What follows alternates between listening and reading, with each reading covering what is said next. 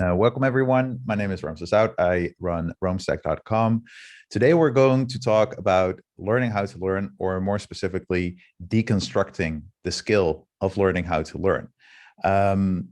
Today's program is, and I will run quickly through the first three, is why become better at learning as a whole, why deconstruct the skill of learning how to learn, and how to deconstruct a skill overall. I'll be sharing a little framework that I picked up from Tim Ferriss, and then the subskills of learning how to learn. So I'm basically already answering the question of, okay, like what do you need to actually learn a skill in this digital age? And yeah, I want you to unmute yourself. Feel free, put questions in the chat, because at like natural breakpoints, I'll be having a look. And I want to hear what your challenges are. So we will be talking about like defining desired outcomes, choosing the right learning materials, selecting the tools to learn, and leveraging tool agnostic techniques. So for example, tool agnostic techniques are things like reading, highlighting, note-taking, reviewing stuff, memorizing stuff, and practicing. And I've noticed that many people in this personal knowledge space, like everyone reads, many take highlights, take notes, but it's often where the review stage where things break apart. So many people talk about their note-taking systems being like a junkyard or a graveyard for notes. And what I want to take, like the journey I want to take you on, is thinking about, okay, how can I use my notes to actually learn? So we'll not really be talking that much about different organization techniques like linking and queries and stuff like that. That is outside the scope of this. We're more talking about, okay, how do I make knowledge part of me? So that for me is the definition of learning. So whatever you cannot offload to another system, like all the knowledge, like the skills that you need in a moment's time, like in a split second, you cannot stop to look something up. That is what I believe that you like. That's what I believe is what learning is about.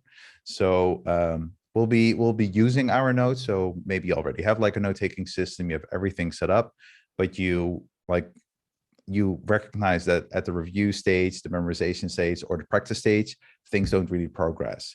Like you maybe learn things, but you fumble around. You don't actually use all the time you spent on reading stuff. And that's, yeah, I hope that together we can make some use of all the time we spent reading and taking notes and highlights and stuff like that. So I see some more people have trickled in. Again, feel free to unmute yourself if you have questions, and I will quickly run through the first three parts before we get really into the nitty-gritty details. Like everything that I present here, I've learned and applied myself.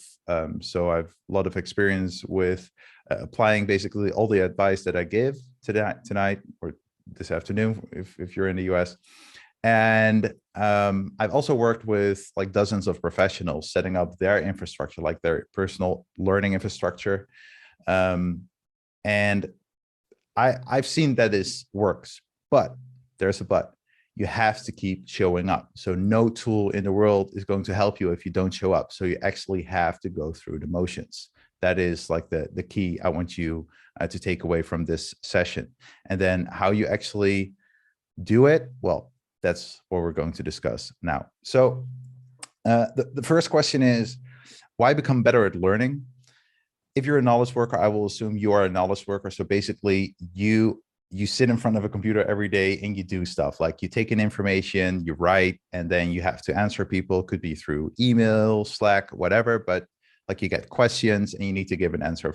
For most knowledge workers, that is reality.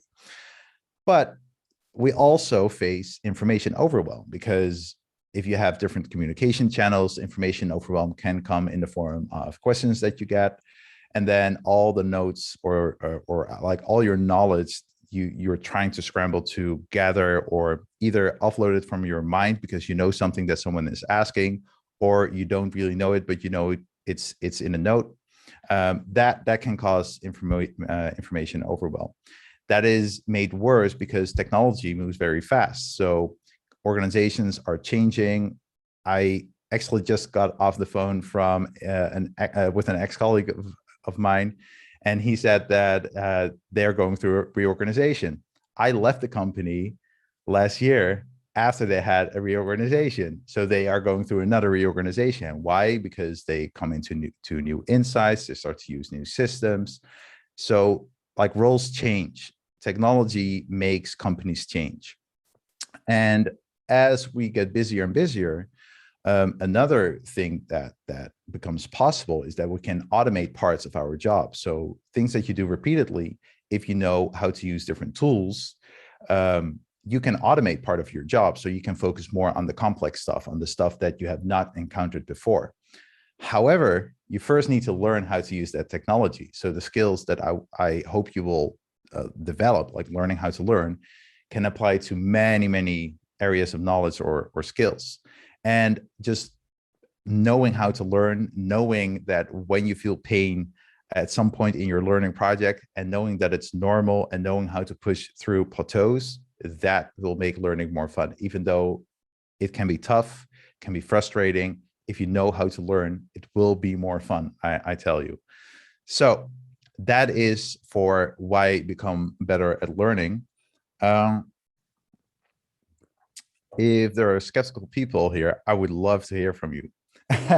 Like, maybe you think it's nonsense to become better at learning, to refine it. And like, I've talked to many people, they think this is like just a distraction, that you can just get started with learning, and because learning is messy and you just need to figure it out. If you think that, I would love to hear from you. In the meanwhile, I'm just going to continue with why you should deconstruct the skill of learning how to learn, because like I said, learning how to learn is a skill in itself. If you say learning how to learn, that has many facets. So you have different subskills. We already had a look at them, like reading, highlighting, note-taking. Those are basically subskills. We don't really think about it, because it's like, I've noticed that for many people, they just assume that you know how to take a good highlight or how to read. Like we all, like, if you're a knowledge worker, most people went through college, so at least you know how to read, but do you really? So do you really know how to effectively go through a chapter or through a book, and with a minimal time investment can already get the gist? So like now I'm talking about different levels of reading. Those are all skills that you may not think about immediately, but they count, and they can really add up by saving time, effort, even money. If you know how to really distill information from a book, you don't go from book to book to course, because you actually found an answer to a problem, and then you can just apply it instead of just endlessly looking for an answer. So I think that is important. And it's also important to take ownership over your own learning process.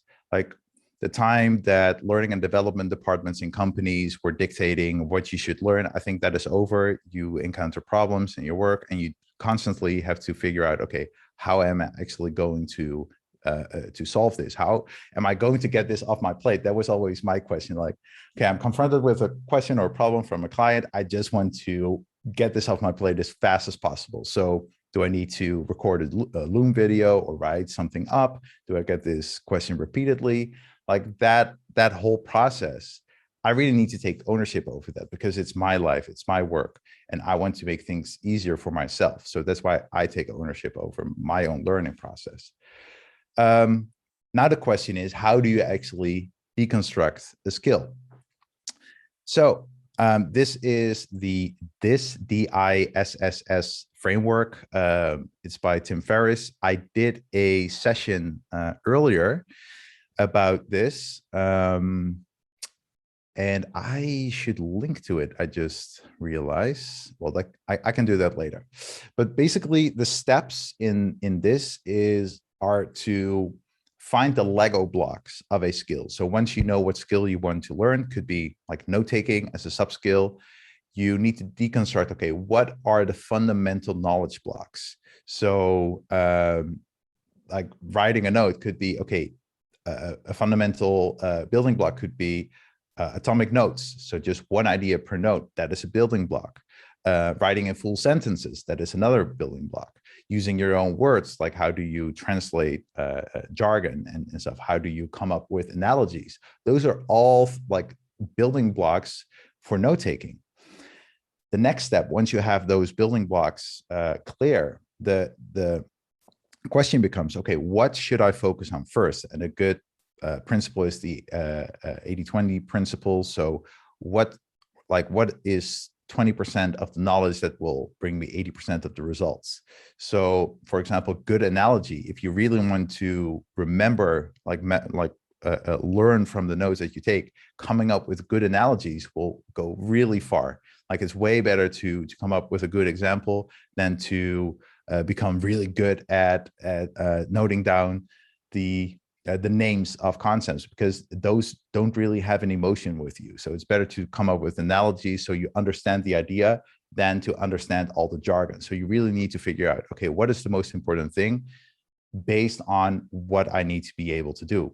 If you are maybe a medical student and you need to know the names, then writing down the names is pretty important. So it all depends on your use cases. And then the next step, once you have those 20% of the knowledge blocks clear, the question becomes, okay, what do I need to learn first? So what is the foundational knowledge? What knowledge do I need before I can understand another piece of knowledge? That can be very difficult. Like all these steps can be very difficult. Sequencing for many people is the most difficult. I always say just get started. Or even better, talk with an expert or a fellow learner, someone who already learned the skill, and just ask them, okay, how did you learn it? Describe it. What did you go through? What was the most important thing? What was the most surprising thing? So if you look for the expert interview method online, you will find some good articles by Scott Young. He wrote Ultra Learning, and he has a whole section about the expert interview, which is a really good method if you don't want to take a class, if you don't want to have like Google endlessly to figure out, okay, what should I learn first? If you want to become better at a specific skill, just interview an expert or a learner who is already further along. Learners communities can be good for that, but maybe you have like a family member or a friend who already mastered something and you talk to them. And then finally, stakes. So if you are going to learn something, you need to have a need. It's like just learning for the sake of learning. It's fun. I do it certainly, but it's the first thing that goes when like I get under pressure. If I don't know why I'm actually learning, if there are no actual stakes, then I'm less likely to learn. So like for example, for language learning, I learned Spanish to fluency. That was only because I was so obsessed with learning Spanish, because I wanted to become a Spanish teacher, and I was actually already in a teacher program for Spanish teachers. So I really had to learn because my future livelihood depended on it, and certainly my scholarship. You can also create your own stakes, whatever it is that keeps you motivated. Can I add to this before you leave that screen? Oh, sorry. Yeah. So I find mind mapping to be extremely helpful here. And I know Roam has mind map, but I look at it as a end state mind map in Roam, but I use Xmind, or there's a ton of ways of using it. And there's two ways I've used it for myself personally and with my children. The first way for myself, it's just a way to personalize the material I'm reading and do those building blocks in a very free flowing, low friction way. And what I noticed with my children when they were learning is by making them do a mind map before they start the process in terms of what they're trying to learn, they would get excited about something that they've learned, and the piece that they were struggling with, they would avoid. And the mind map itself, by having the big blank section on there, drew them into reminding themselves that that's the weakness for this particular exercise that they were doing. So I find it to be a great skill. So I just thought I'd add that. Yeah, absolutely. Like mind mapping, it's amazing. And basically a mind map is an outline. but it's way more visual. So thank you for recommending that. And it reminds me of this this little, oh, this is the wrong one. Let's see. No, I keep selecting the wrong one. I've created actually a mind map to help you brainstorm what skills to learn. So I'm going to put that here, maybe in the chat. Maybe you are not into Excalibur. This would basically work with any mind mapping software. And this is a little bit more meta. So this is more taking a vision that you want for the future, defining your roles and responsibilities, like the stuff that you need to be able to do, and then brainstorm the skills that will help you fulfill those different roles and responsibilities. So yeah, James, thank you for pointing out mind mapping. And just brainstorming in general can be just very useful. So yeah, I was going to add one more thing is I teach it at CMU at the master's level. And the first time I offered a mind map for the course outline, the students started changing it. What I believed after 5 years, I realized every class took that and personalized it their own way. And I realized I didn't start out by thinking that was going to happen, but it actually ended up being beneficial because I saw some trends in terms of how I could teach it better. And then I recognized that each class needed to personalize it the way that worked for them. How did you mind map? Was it like classes and then you had like the concepts or the ideas that you discussed in the classes? I would use Xmind and project it. You know, we're fortunate to have a couple projectors in the room. And so I project it with the outline, and I would collapse the materials in the various sections. And then the students would, when they commented, we would just add to it live. And so, you know, students would tell their stories or their experiences, and I would just have two computers going, the formal presentation and the mind map, and I just pop over and adjust the map, or I'd have my TA adjust the map. And so it became, you know, their stories were integrated into it, their experiences. And I would have, because they're master's level students and they all worked, they all have very strong opinions and they all came from diverse backgrounds. So we got to pull all that out, and I got a level of participation that I had never experienced in the prior 5 years. Yeah, that's interesting. Do you think because you made it visual and it is so easy to edit a mind map and to add to it and to move things around? It was funny. I had probably 70% liked the visual and 30% hated it, but I could convert it to an outline. Xmind, you can convert it to an outline. So what was great about it is you could work it live, and then when you were posting it to Blackboard or Canvas, you could put it up in two formats. Yeah. So basically what you created with your student was like a roadmap for your class, like all the different things that they could peek into, but in a more logical order that they could visually follow, or in an outline if they preferred that. That is basically, you basically provided a roadmap for the skill that your class, that you were trying to teach with your class. Yes. So that is great. There are like, for if you look for, I think, web developer roadmap 2021 on GitHub, there's some cool roadmaps. Like for different skills, you can look, and there are like different roadmaps. Reddit is a really good place also to get started, because you have, and in the last session I mentioned shorthand. Like when I was in college, I was reading into shorthand because I wanted to take notes at the speed of speaking. Now I don't do that anymore, but I learned it through r/shorthand, and they had in the sidebar, they basically had all the fundamentals already listed, like the different systems. So in my case, I needed a system for English and for Dutch, and I had all these exercises, and just with that one subreddit asking questions, I could figure out the roadmap.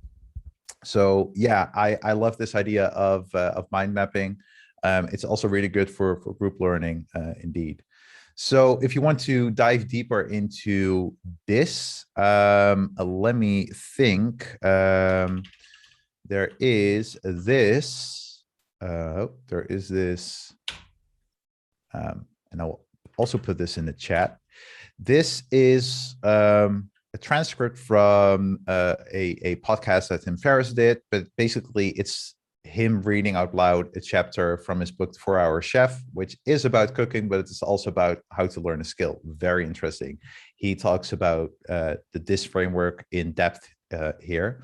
And as you can see, like toward the end, like if you don't like the fluff, you will see it's about two-thirds. Yeah, 2/3. It starts around here. So definitely check that out if you are into like a more formal destructing skill. Let's see how we are with time. We're still good, like halfway. And now we're getting into the nitty-gritty details. So now the question is, how do you learn how to learn? Like, what are the subskills that you need? These are just the subskills that I think you need, and they're all dependent on, like, these are the main high-level skills. So defining desired outcomes, choosing the right learning materials, selecting the tools to learn, and then you have tool agnostic techniques that you need to master if you really want to become efficient and effective. So efficient meaning you learn fast, effective meaning you remember what you actually consume.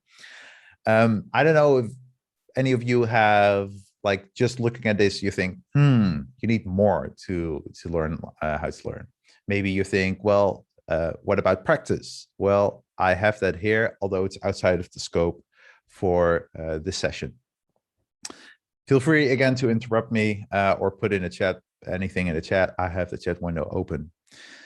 So the first subskill is defining your desired outcome. So when you think about learning new skills, you can think, well, I want to master Excel. I want to learn, I want to become a Jedi. Is it really necessary, or do you only need to be able to run some reports for your manager once a week? I made the mistake quite early in my career. I had to make reports for my manager every week, and I was doing a really, really long Excel course. In the end, I wasted dozens of hours because I didn't need all these different like nitty-gritty details, all these functions. I just needed to get a few things done, like a few steps.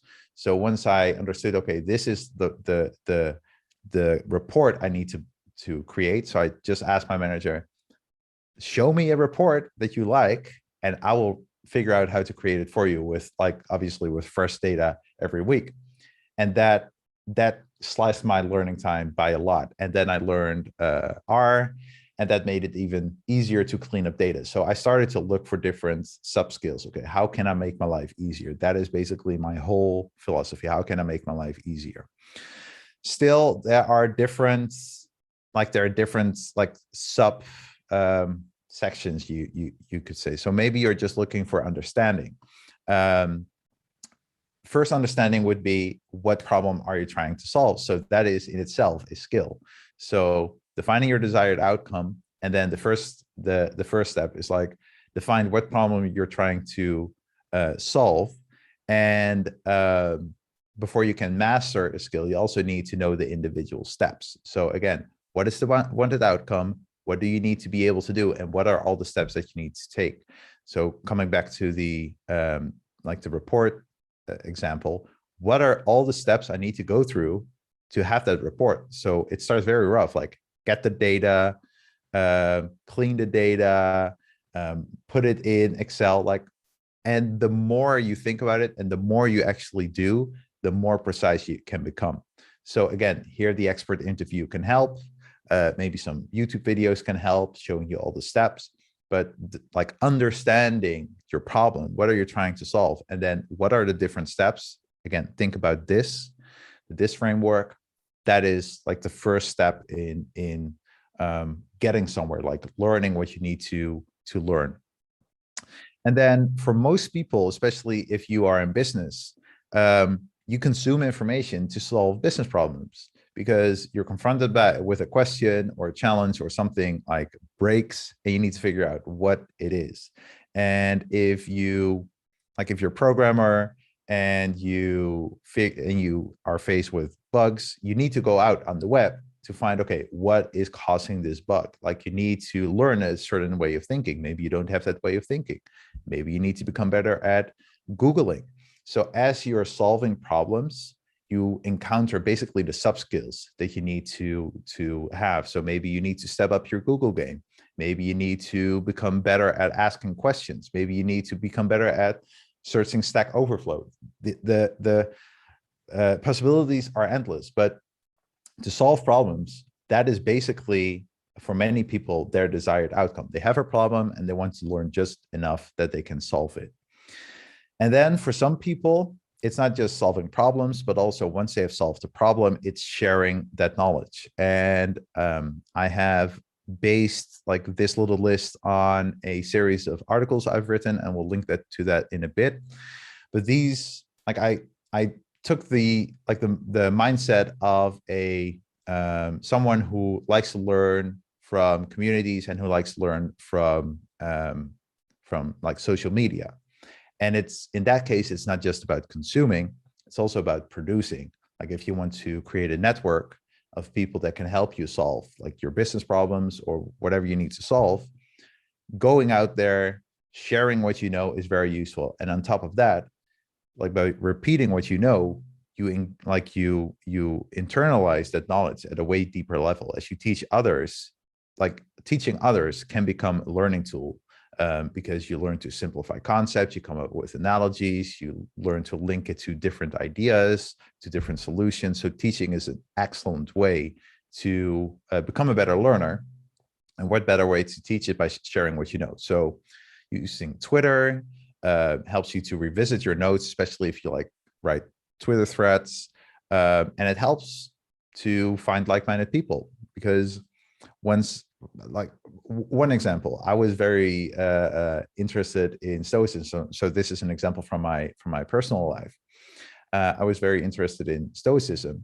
And as I was figuring it out, like I had no idea about all these different philosophical concepts. I just started to tweet about Stoicism. And then people started to point out, well, nice thread, but like in this tweet, the definition you gave, it's not correct, or what, like, how you apply this idea is not correct. Here's an article, here's a video to help you better understand this concept. And for me, that was an amazing way to learn, because first of all, I was just being open and honest, like trying to keep my ego in check, not being like, okay, I know everything. And then people came to me, they're like, hey, cool that you're interested in this.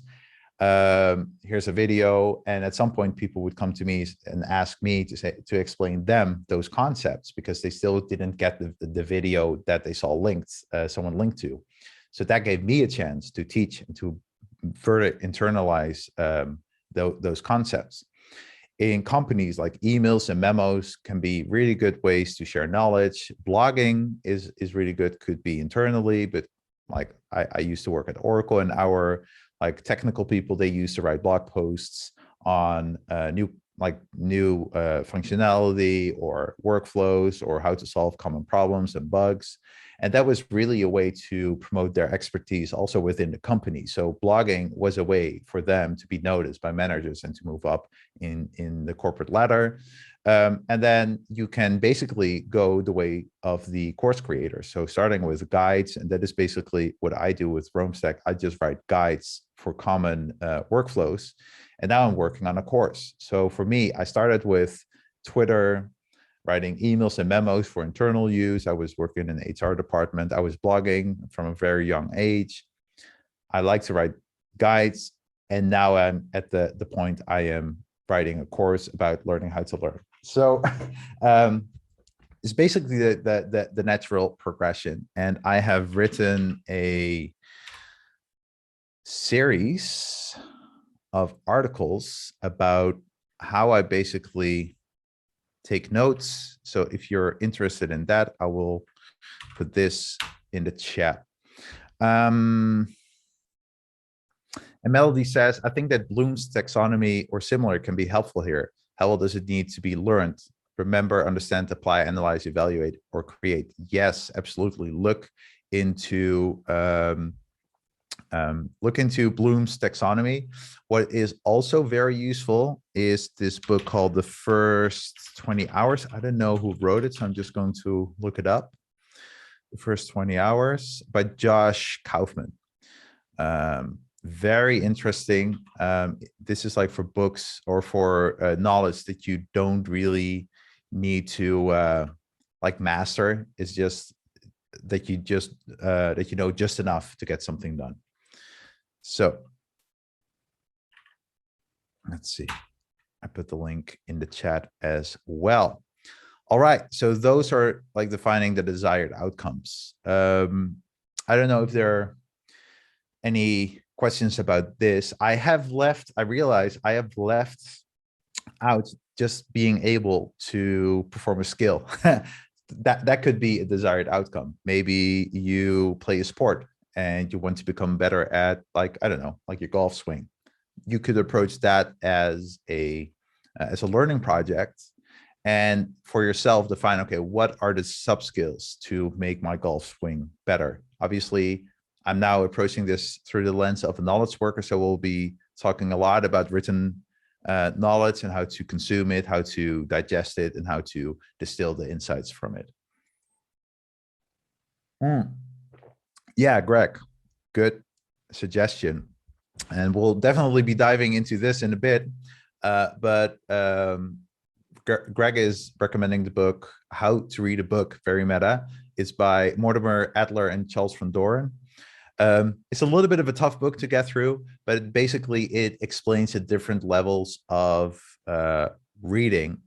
And I realize I have written I've written a newsletter about this. So I will link to that later in this session, which is basically a summary. I wrote a summary of the different levels of reading. So depending on how deep you want to dive into a book, you can apply like superficial reading. You can do some analytical reading. So really understand the ideas from one book, or you can do synoptical reading, where you try to compare and contrast ideas from different authors or different books. Definitely recommend it. Andy, how do you track progress when you're working on a long and complex project? Very good question. It's unfortunately not in the scope of this session. I am still going to do a session about how you actually plan a learning project. So really going to, okay, how much time do I have? When in the day should I do what activities? So we're slowly working toward that. And also, how would you actually approach a single learning session? Like, how do you stay focused? How do you make sure that you have enough energy? How do you, et cetera, et cetera. So yeah, Andy, good question. We're definitely going to dive into tracking and reflecting, especially on long and complex learning projects. All right. So the next skill I believe you should have is choosing the right learning materials. This is very tough. Again, use the expert interview method to ask for resources. It's so easy to be fooled by a landing page. Like, I've bought more courses than I'd like to admit based just on the landing page without checking with people. Hey, this is my learning goal. Will I, and I've seen that you've done this course, will this bring me closer to what I want to achieve? Nowadays, I see it a little bit more. Like, some people are way smarter than I am, and they DM me on Twitter. They see, oh, you've done Building a Second Brain or Rite of Passage, or different courses, and they ask me, oh, this is what I want to achieve. I see the course is very expensive. I see they discuss these different topics. Will it actually help me? So kudos to those people. You're doing it right. So that is basically what you should do. A trick for that, and it's basically how those people find me. Go on Twitter, look for the course name, and see who has written maybe a Twitter thread about it. Or you can actually also do the same thing on Reddit, like review of X course, and you will see like a thread, and you can ask your questions. Like, most people who start those threads are also okay with you DMing them to ask a little bit more. Those are really good ways to figure out, okay, is this the right course for me? some ways, and this is quite a bit of content here that I need to talk you through. But let's get started with aligning goals and materials. And this is the like what I explain here. That is basically the Excalibur canvas that I just shared. So you start by visualizing your vision for the future. You identify your roles and the corresponding responsibilities. You spot the skills that will help you become better at fulfilling those roles and will bring you closer to your vision. And then you choose the materials, like again, applying the 80-20 rule to learn 20% of the most important ideas. And how to do that is find a community, just search online, find the experts that can help you. And I did this session last week, I think, where I walk through how to choose your next skill. It's a 1 hour session, so definitely check it out, because I walk basically through a framework to choose your skill. Then something people like, most people seem to overlook this, but find your preferred format. I know some people really like video, but video isn't the best isn't the best way for everything. For very abstract concepts, maybe it's better to have written material with images, because like math, for example, you can have a math video, but unless there's like superb storytelling, it often goes very fast, and just, you know, skimming a video, going back, that can be very cumbersome with videos. On the other hand, if you're learning software and you just need to go through a series of steps, like in my case, personally, I like a written tutorial with screenshots and GIFs. Maybe you prefer just to look at someone going through the steps in a YouTube video, and you find that easier. Like, try to find your, I would say, your top 5 of favorite sources, and try to really become bad at really become good at consuming them. So if you like use video and then a podcast and then a book and then an article, and you have all different ways of approaching things, that is not really optimizing for your learning process. So look for where the majority of your materials are. Like, look for your skill. Again, if you're going to learn golf, it's not probably not very useful to read about golf. It's better to look at it and then to practice it, or to so you like, when it comes to motor skills, often it's better to look at something than to read about it. Then some sources, books are cheap, condense hundreds of hours of research, but it's very important to cut out the fluff. Personally, I like to save a few anecdotes and just like highlight and capture the main ideas. Like at most, like most books, like at most have about 10% that is worth saving.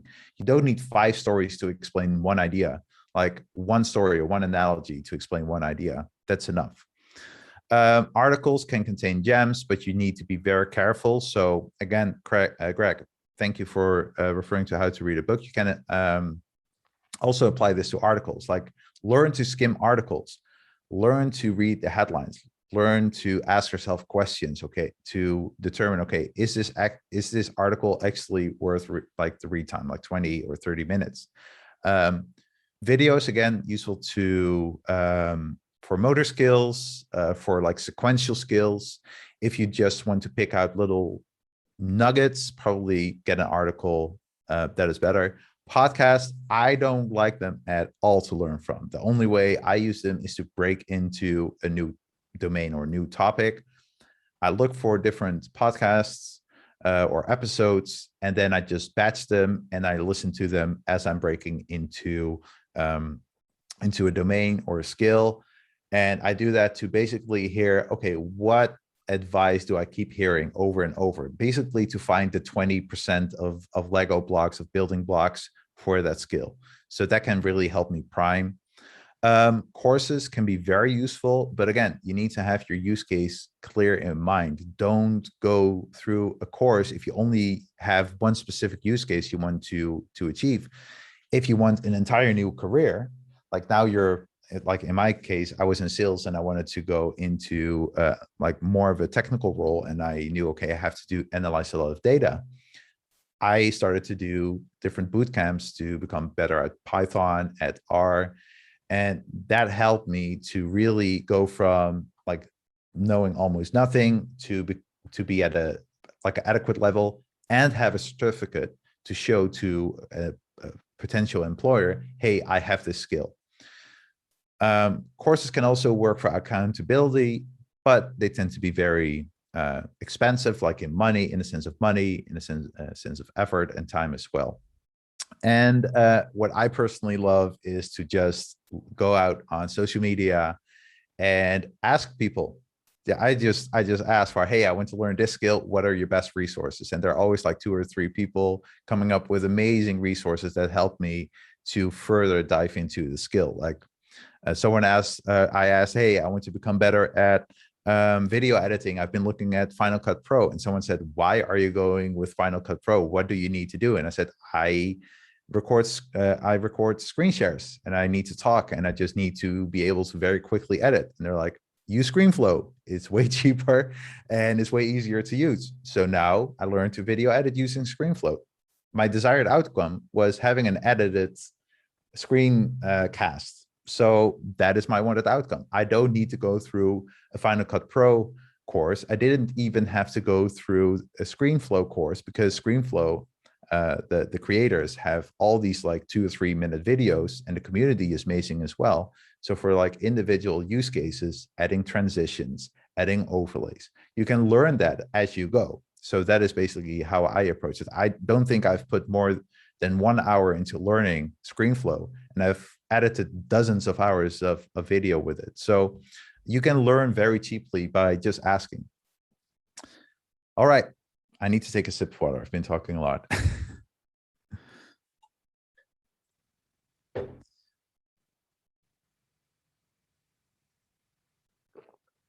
All right, so that was about choosing the right materials. So once you have clear what you want to learn, what you need to be able to do, you have found some materials that will help you. The next question is, how will you go through those materials?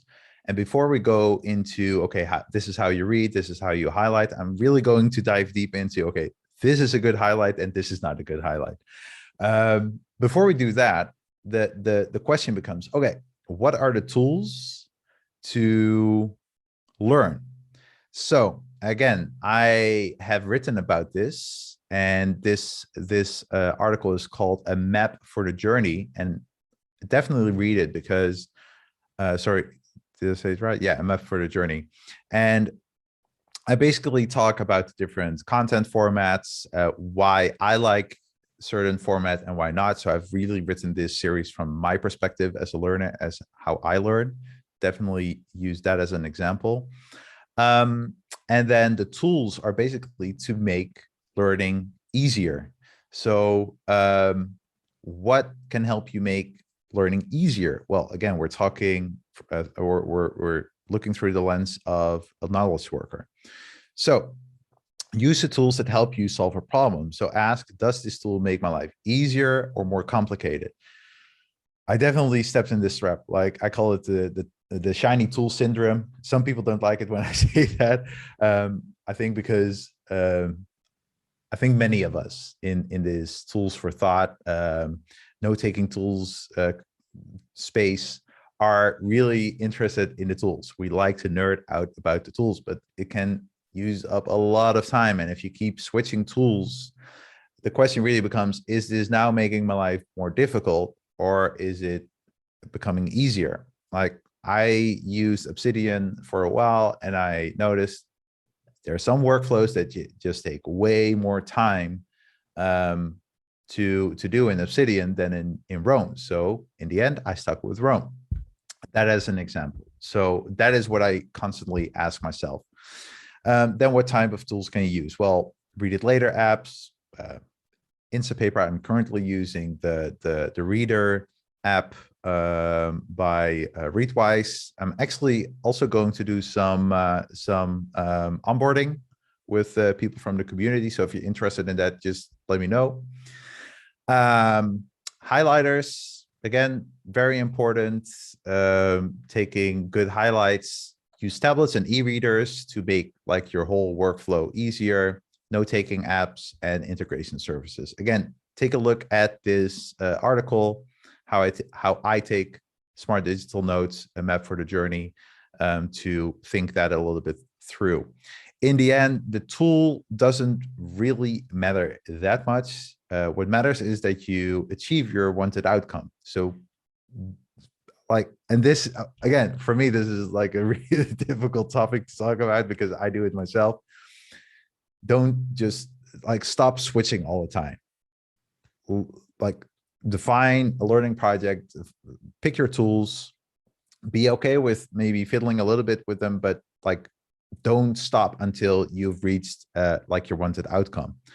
If after that you want to fiddle with your tools, like you want to reflect where there was like more friction, it took a lot of time, for example, to revisit your notes, or impossible to find back your notes when you were like trying to do something, then by all means do change your, as I call it, your learning stack, but not as you're learning, because when you do that, you're basically trying to fix a car as you're driving. It's impossible. So do a learning project, start with small learning projects. Again, start with like first 20 hours, define a very small project that maybe you can do in 5 to 10 learning sessions, and then stick to it, stick to your tools, and then reflect. All right. So now we're going into the nitty-gritty details, and I see we're coming up on time. So I am going to hopefully go through this in 10 minutes. If not, I will stick around. Definitely watch back the recording. But the high-level skills I believe that knowledge workers need are reading, highlighting, note-taking, reviewing, memorization, and deliberate practice. We'll be going quite deep into these first 4. Deliberate practice is out of the scope of this session. Memorization, I have some like actionable advice for you, but that will also be treated more in depth later. Again, these first three, also a little bit review. These are all based on that 5-part series that I wrote on my personal blog. So if you're interested in the nitty-gritty details, why you should do something or why you shouldn't do something, like all the reasoning behind it, definitely check it out. But again, reading. How to Read a Book by Mortimer Adler and Charles van Doren. Again, Greg, thank you for mentioning it. It's very important to know how you should read. We think we can all read, but can you really? So do you know how to skim? Do you know how to ask yourself questions? Do you know how to read actively? So those are all things basically that you need to figure out. So first, why read? Why read books? I think the way I see it as an investment in my future self. So I read now, and the ideas that I pick up now, they can serve me in the future. Maybe not immediately, but definitely at some point. Like I've often had that I found notes that were like a year old, 2 years old, and they would be suddenly were very useful. However, it's very easy to step in the trap of just reading and highlighting everything that you that catches your attention. So the first step is to actually know why you are reading. So if you pick up a book, what is it that you hope to pick up from it? It can be just a single idea, could be like how you should do something, whatever it is, have clear for yourself why you are reading a book. If you're just reading it out of curiosity, that's fine. But then at least you know, I'm just reading this out of curiosity. If you then have to choose between what to read, it's probably better to read something that you really are struggling with at the moment, like some idea, some concept that you have a better grasp of. So maybe you struggle with project management. Maybe you want to read another book, but that project management book is certainly very useful. So, and maybe you struggle with a very specific part of project management. Maybe you have problems with communication or planning, and that's what you will focus on when you're reading. Have a fixed way of reading. So again, how to read a book. There's like skimming, the analytical reading, the different reading stages. Really know how you should read. If you take notes from books, have like the same way of taking notes from your books.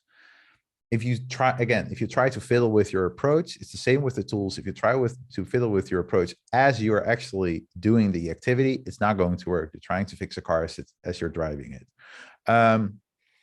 Another thing about rereading, so this is a little bit dispelling a myth.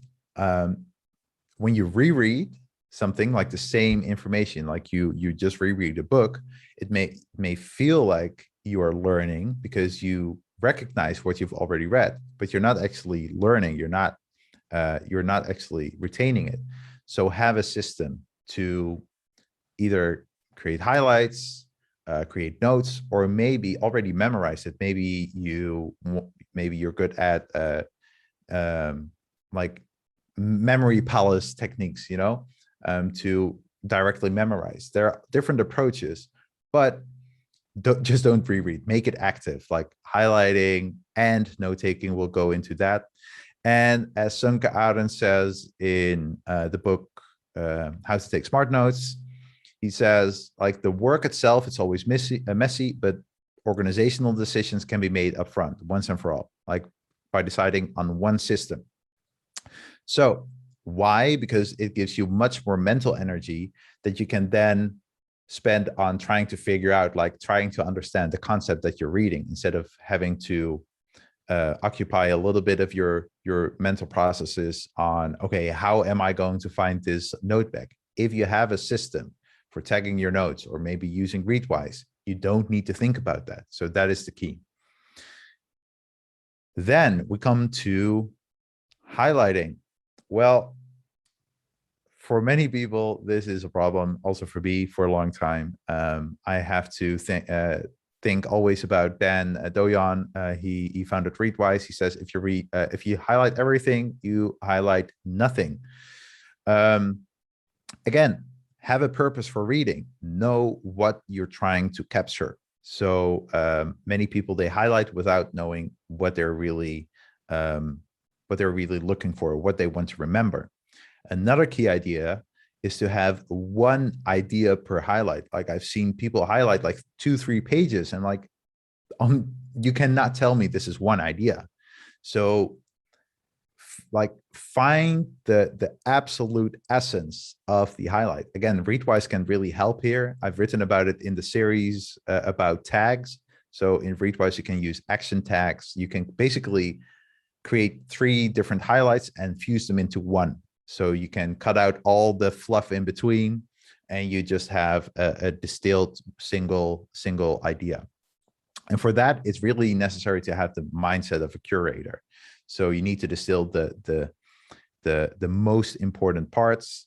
And how can you do that? It's by having several passes. Again, by skimming a book, by reading and noticing interesting bits. So again, ask yourself questions before you highlight. So before you actually start reading a chapter in a book, skim through it, already notice, hey, these could be interesting parts. And then once you get there, that's when you pay extra attention, and that's when you highlight stuff. Another important principle is make highlights understandable out of context, especially when you have digital highlights that will be exported to your second brain, like your note-taking app. You need to be able to understand them out of context. Again, if you use Readwise, use the action tags. I've written about it in part 3, I think. 2. Yeah, in 2, I think. Let me check. So what do I mean with action tags? It's these. So you have .c1, .c2, .c3. So when you comment on a highlight, you can basically stitch them together using Readwise's action tags. I've written extensively about it here, also about the principle of atomicity. Very important. And finally, only capture the highlights that are most relevant to you. Don't think I should know this. Really think, okay, how am I going to use this? Not like, oh, this is an interesting idea. No, how are you going to use that? And related to that, for every highlight, so now we're talking about note taking, for every highlight, make a note in your own words. I like to keep to the principle. I highlight, that means I have to write a note, like no highlight without a note. I like, and in that case, like often I just write a summary of the highlights. So the gist of the highlight, I have the highlight as the source material. And then my note is basically the building block I'm then using for my projects.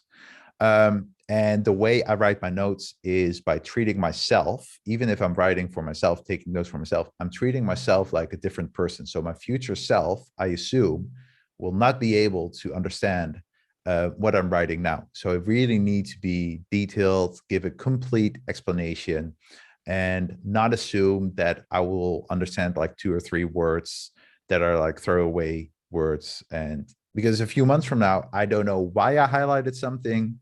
I don't know. Yeah. So like I right now, why I highlight something, how it relates, how I could use something. So that is what I put in my notes. And note taking, it's like, if you cannot write a note and you are highlighting something, but you cannot write a note about it, maybe you need to discard it. So note taking is just as much about leaving out stuff as it is about choosing what to include. And again, the principle of atomicity is very important here. You have one highlight that contains one idea. That means that your note also just contains one idea. And why is that? That makes it way easier when reviewing, when linking or applying the ideas, to connect them to other ideas or concepts. And here again, standardization, very important. Tiago Forte says, by standardizing and streamlining both the format of our notes and the steps by which we process them, the real work can come to the forefront. So thinking, reflecting, writing, discussing, testing, and sharing. And that is basically the work that adds value. Like highlighting, taking notes, that doesn't have inherent value. It helps to trigger your thinking. But then in your notes, as you try to connect it to other ideas, that is basically where the value comes. You still need like a system to actually see those notes again, to actually use them. So that's why review is very important. But this is a very important first step. Standardizing your note-taking process. Readwise basically does it for you. Like you use Kindle, you use Readwise's action tags, you use the service to extract all your highlights, you export it to Roam, you have your metadata attached to it. That is all done for you, but you have to think about standardizing how you take notes. Don't use one time, index cards with a pen, and then another time you use a notebook, and another time you use like drafts on your phone. If you do that, you're going to lose your notes. You need to have a standardized form to take notes. If you take notes in drafts, great. Then always take your notes in drafts. Like know your tools. That is so important. And your tools support ultimately your processes. All right. I see some comments already. Someone says, I feel persecuted. Like the only reason I can say this is because I run into this. Like these are my struggles, and I've talked to many people about this. So I know this is for many people is a struggle. It's a process. So that's really why I believe that learning how to learn is a skill. Like you are not going to be perfect. You're going to make mistakes. You're going to highlight too much. Your notes are going to be vague. You're not going to review them. Those are all problems we can figure out and solve. It's ultimately about building habits, about doing things and understanding how we do our things, but it's a process. It's a skill. You need to do it repeatedly. You need to make mistakes. You need to get feedback. And that is, yeah, I mean, persecuted, absolutely. I mean, I've had so many times that someone pointed this out to me. It's like, that highlight makes no sense. Like you highlighted 2 pages. Why did you do that? It's like, I don't know, because I didn't take a note. Anyway,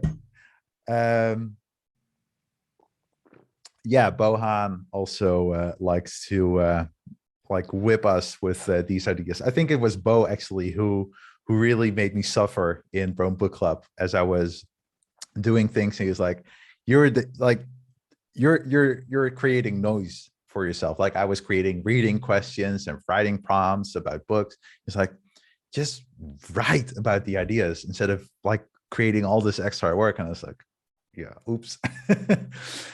So for this, I think most people have like note taking, highlighting. Maybe they're still, maybe you're still struggling with it, but at least you're doing it.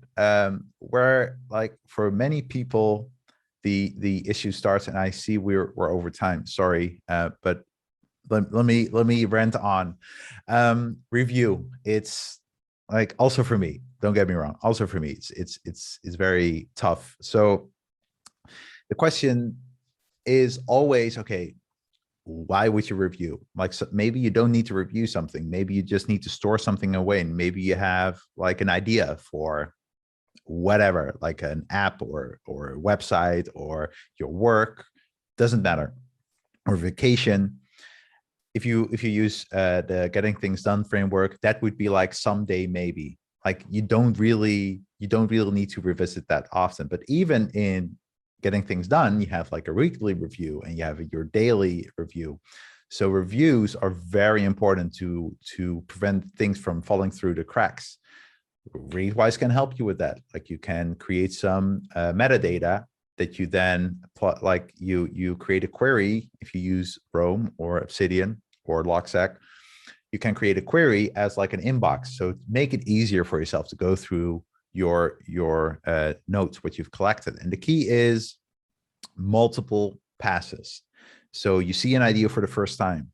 It makes sense. You think, yes, I'm going to use this idea. The second time you see it, maybe like a week later, you think, it doesn't make sense. Like I've thought about it a little bit. This is uncompletely like unrealistical for the problem I'm trying to solve. So multiple passes, very important. Tim Ferriss even writes on paper because it forces him to have multiple passes. So he uses Rome. Before he puts something in Rome, he first has written about it in like his journal, and he processes his journal every now and then. And he asks himself, what did I think was important and cool, and is actually not important or cool? So very good litmus test, I think. So also review, like don't review immediately. If you want to learn from your notes, allow for some forgetting. A really good book about this topic is Make It Stick. And I even think I have written some book notes about it. Yeah, although it's still a work in progress. I've only done the first two chapters, but I will put this here. Make It Stick. Really, really good book about learning how to learn basically, and how you can utilize forgetting, space repetition, interleaving. So interleaving meaning moving on before you fully grasp the concept with it, which is completely counterintuitive. But it has shown that if you allow for some forgetting and then you actively try to draw from memory, that helps. So how can you do that? One idea is one way is, for example, using prompts. The question book method, also very good, to ask yourself questions about, like, as you're revisiting your notes. What Tim Ferriss does is, as he is revisiting his notes, he highlights the best parts. So he goes through his notes, he highlights what is interesting, and then what he highlighted, he basically brings over to Rome. So that is one way to review. Use a network linking tool to link your notes and to see, well, where do like different domains cross or overlap. And the best way, obviously, is to create a Zettelkasten. I have created I've done a session about starting a Zettelkasten in Rome Research. It's basically the whole of Rome Book Club in 90 minutes. So if you don't have 6 weeks to actually go through Rome Book Club, watch this session. And if you are not a Rome Sec member, there is this article by Henry, I forgot his last name, Finkelstein, I think. Yeah, Henry Finkelstein, Romecasten. So this is basically, if you create a Zettelkasten like this, you automatically link together your notes. So it's perfect. It touches on so many things. It helps you digest information. It helps with multiple passes. It helps you with linking them. It helps you like explaining the idea to yourself. Like a Zettelkasten really hits many of the learning principles I've explained here. So definitely dive into this, and I am going to try to finish this within the next 5 minutes because this is pretty quickly. Memorization and deliberate practice. So what you've been doing up until now, so you've been reading, you've been highlighting stuff, take notes on them, you've been reviewing your notes. So chances are the ideas you are exposing yourself to are already becoming part of you. But sometimes you need to really know something well. So maybe you need to memorize something. Again, if you are a student or you are doing an exam and you need to memorize stuff, well, like you cannot use a book or anything. Sometimes you need to memorize stuff. Again, there's a caveat. So as David Allen says, the creator of the Getting Things Done framework, he says your mind is for having ideas, not holding them. So basically what that means is your default should be, especially in this digital age, to offload everything to your note-taking app. So anything that you can look up, do that. Like offload it, don't bother too much with memorizing it. And chances are, as you revisit stuff, you already start to remember more and more. And like, again, this is from Make It Stick. Only memorize what you need to know in an instant. So what needs to become automatic. And in Make It Stick, they use the example of, I think, police officers, like aggression training, or how to diffuse conflict situations. Depending on where you work, you might not be exposed to those situations every day. And they talk about, okay, putting people deliberately in different situations so that it becomes like second nature. You need to know something that you may not encounter on a daily basis. They also, I think, use an example of a surgeon, like with very rare procedures, you still need to practice it to stay somewhat fresh. So those are basically memorization techniques, like practicing, deliberate practice, but spaced out. That is basically memorization. So when you practice, make it active. That is the most crucial part. So rereading is not active, but if you went through a book and you wrote questions in the margins, and you then go back to the book and you try to answer the questions before you've reread the sections, that is active. If you then also create some kind of algorithm, so you really want to digest a book, and you create, like, you go through different questions once a week, and then you revisit another question like two weeks later, like progressively, you make the intervals where you train larger and larger because you will remember for longer.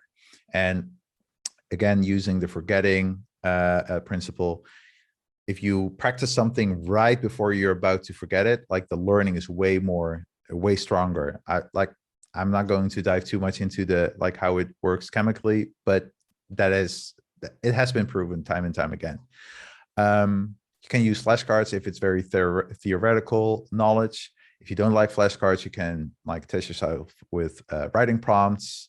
And I would say, well, if you use Rome, you can use maybe the delta function or something like Rome SR, as you can see here. So basically, you can just tag a block and then use an algorithm to revisit those ideas. So that is for memorization.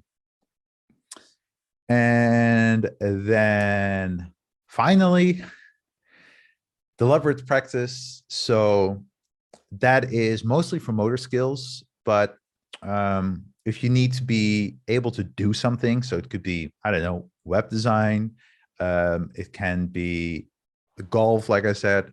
Maybe you need to practice your swing, and you notice, hey, this little part I struggle with in my swing. Like I go way too far, or I don't go far way enough back. Or when with web design, you struggle with creating, I don't know, something very random, buttons or specific animations. You should actually go out of your comfort zone and practice that. So fail, get feedback, and try again. So ask yourself, what is my biggest sticking point with skill X? Then design the exercises that take you out of your comfort zone, create something useful, and then do that repeatedly until it becomes basically second nature. And two resources, and in my case, deliberate practice for me was when I was learning Spanish. So I was putting myself in difficult situations, like, I don't know, moving to Spain for 3 months and not using some kind of soft landing service, but trying to figure out everything on my own. That was definitely, it caused a lot of pain, but it also forced me to practice things and to go out and actually figure things out on myself, and then just practice. I would just go to shops and deliberately ask like questions that they then had to give me an answer, like explain something. I had to listen carefully, and I didn't like that at all, but it helped a lot. It helped a lot. So these are two links I am going to share in the chat. This one is a podcast, and this one is a little bit more meta. This is a newsletter I wrote about deliberate practice. Let's see. So I have curated some resources. This beginner's guide to deliberate practice by James Clear. This video by optimize.me, really good materials. Scott Young, again, about the need for deliberate practice. I think this is a really long guide. And then also, I love this interview. This is Anders Ericsson. Unfortunately, he doesn't live anymore, but he did a lot of research into basically the skill of deliberate practice and why it's important. And I have also written some notes here from the video, so you can also see how I take notes. So maybe that is useful. Let me see if it loads. Yeah. So this is basically how I take notes. I see I haven't progressively summarized it, but I will also put this in the chat and also with the Sunday school. So that was a lot of material. It was way more than I had expected to take. But I hope that thinking about these subskills, about learning how to learn, and even if you already take notes and if you already highlight, that you rethink how you do things, and that you hopefully make things a little bit easier for yourself, and really think about, okay, is this helping me achieve my wanted outcomes? Start with that. Start with your wanted outcome. If that's not clear, do the visualization exercise that I've linked to in the chat, to define your vision, your roles, and then find the skills that will help you become better at fulfilling those different roles and responsibilities. Okay. Are there any questions or doubts, or maybe you want some more resources? But if you're like, the more specific you are, the better. But this is basically everything I wanted to tell. This will be part of the Learning How to Learn course I'm building. I don't have a name yet. And I will be doing another one of these sessions probably next month.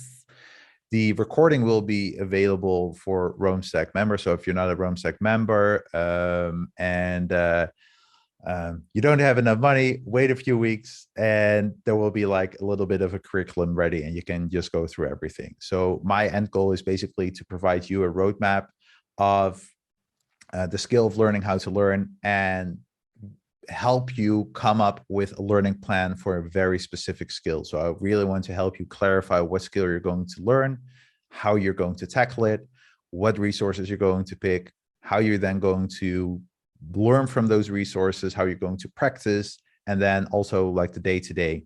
So how do you plan what you're going to do on Monday, Tuesday, etc.?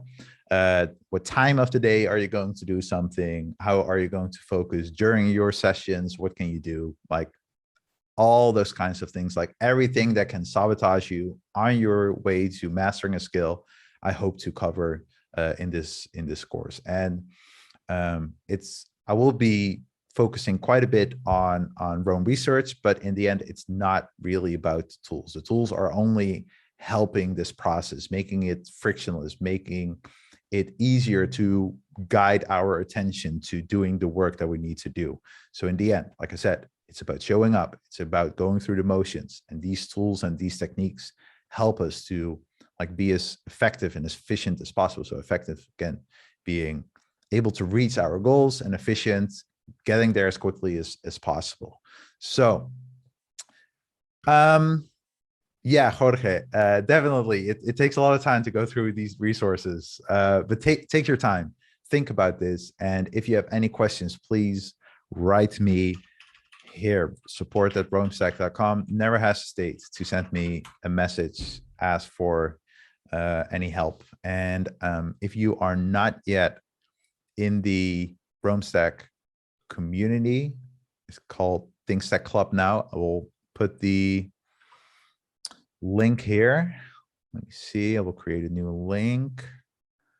So because I've created a channel, Learn How to Learn, so feel free to join it. Let me quickly create a link, an invite link. All right, that is now also in the chat. If there are no more questions or comments, I just want to thank you all for attending live, sharing your resources in the chat. I saw quite a few messages going back and forth. I love it. This is like in itself a learning community. So yeah, please keep showing up also to these sessions, keep challenging me. And if there are no more questions, I just want to thank you again, and hopefully see you the next time.